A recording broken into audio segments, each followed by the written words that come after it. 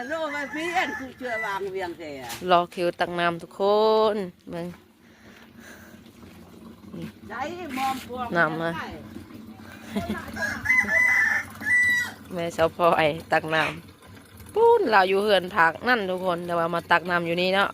น้ำนี่ก็ออกค่อยๆ2-3 หน่วย แม่สาวยอก็ตัก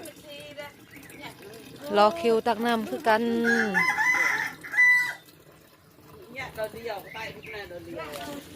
น้ำในนี่นะมันบ่ออกแล้วเนาะมันออกแต่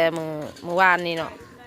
ออกเมื่อวานตอนเช้าตอนแรงๆมันก็บ่ออกอีกน้ำมันนี่นะแหละเขาเจ้าก็มาตันไว้แล้วมาค้างให้มันเข้าในทางตัวนี้ ยังแต่นิดนึง